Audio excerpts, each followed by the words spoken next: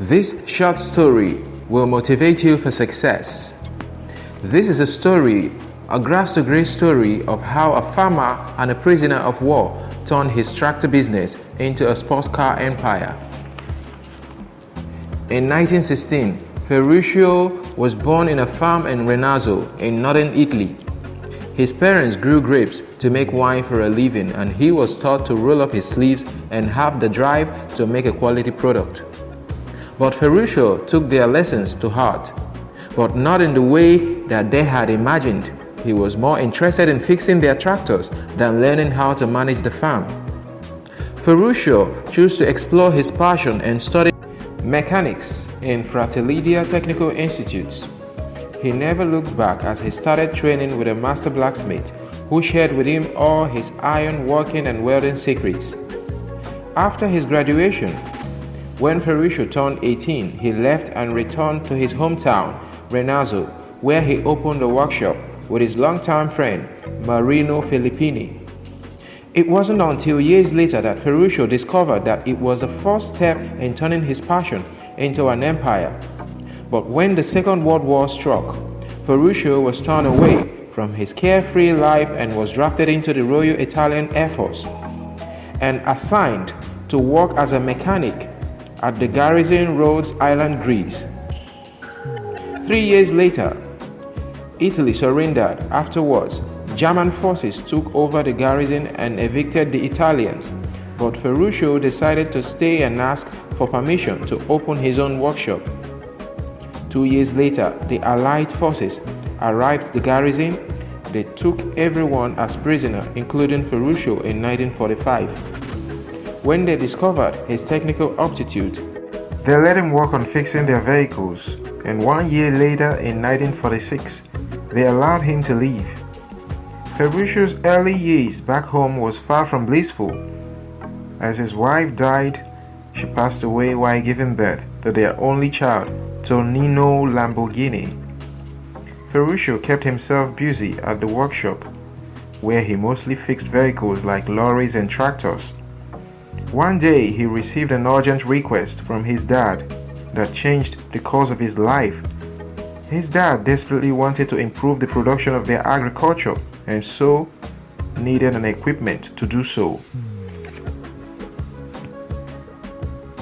And so, armed with the experience Ferruccio had in working with Allied and Axis vehicles, he brought leftover military equipment and used them to make new tractors.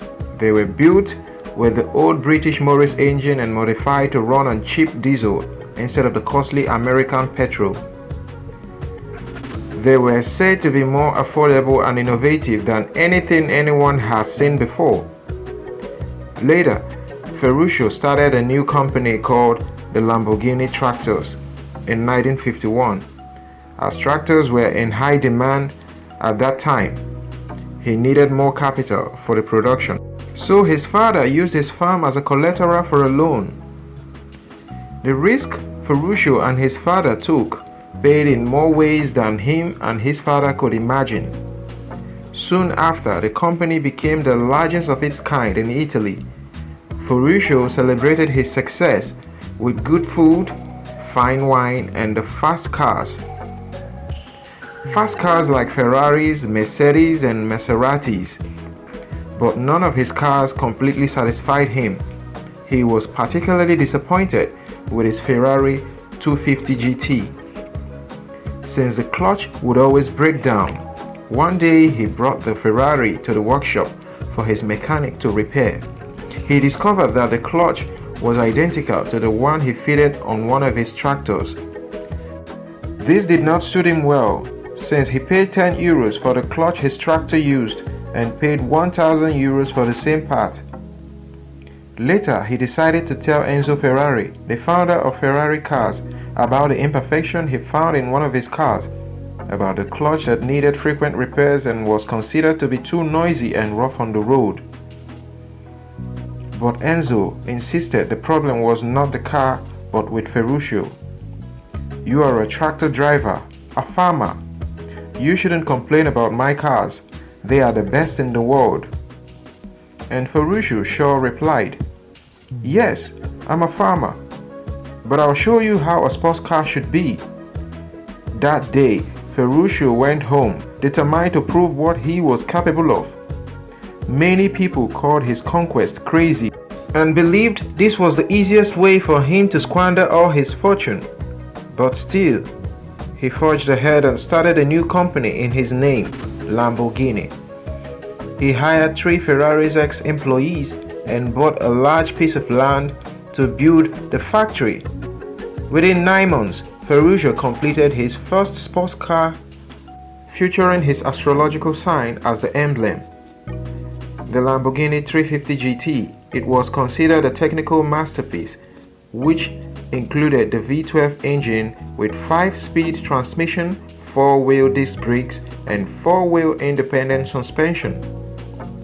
Ferruccio proved to Enzo that he was not just a farmer, but also a mechanical genius, capable of building superior cars. Ferruccio's tractors and sports cars company flourished over the next few years, which led to his team to build the Lamborghini 400 GT and the Miura P400, which was developed secretly without letting Ferruccio know, since he was against the idea of building a race car. But when he found out, he decided not to scrap the idea. It turned out to be one of the best decisions he had ever made. So, the Miura P400 became one of the world's first supercar. From then on, Lamborghini's cars were said to be superior since they didn't use anyone else's parts in their cars. Although he went through rough times with the company, cashed out by selling 49% of his company shares, the new owners of the company tried to save the company from liquidation but failed. And then the Italian government sold the company to 2 French billionaires, Robert Nimran and Patrick Nimran. But they ran out of money and sold the company again to Chrysler. But Chrysler failed to make profit and sold the company to Indonesian conglomerate Setco Group. Although they had more luck in making sales, but it was not enough for them because of the financial crisis in Asia. It was then that Audi bought the company and recognized the need for great attention to processes and product quality under their leadership. Lamborghini was able to meet the challenges of the 21st century. Took back its place in the market as sales jumped across the globe, and it's now valued over $11 billion. This is a grass-to-grace story of how a farmer and a prisoner of war turned his tractor business into a sports car empire.